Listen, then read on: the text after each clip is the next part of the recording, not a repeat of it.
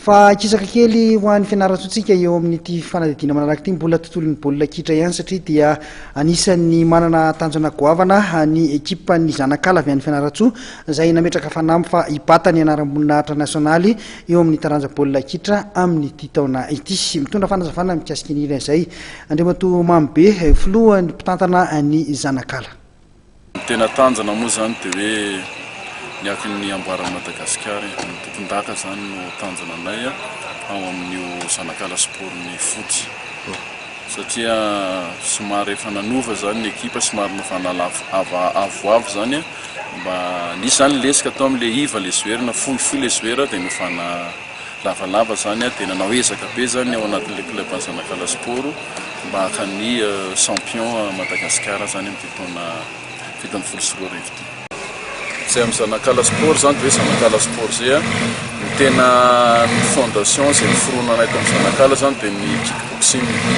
ary marihana zany fa misy karazana maro zany sport tamin'ny amin'ny zanakala sport misy ny foot ao amin'ny haute matiatra dia misy ny kickboxing zany hatrany Atsimo andrefana dia ny handball koa zany ny vavy zany amin'ny faritra Grand Sud-Est zany no entinay amin'ny zanakala sport. Hoanareo inona zany ny tanjona izay hoe maromaro le taranja ilalovana izay fa tsy mifototra tamin'le hainareo manokana ao anatin'le kickboxing? Somary nisokafana le satria tsy mitena krier zany no fakaty tian'le sport amin'ny tokantrano fa na ny faritra koa zany dia isany manao sport izy ka isany nanokany mitondra an'ireo Inde any amin'ny faritra tsy matsinano nosy zany no entin'izay. Ny tampilalaovana manaraka ny tanjona ho an'ny zanakala amin'ny sport rehetra? Amin'ny sport rehetra aloha zany dia nitaoko ny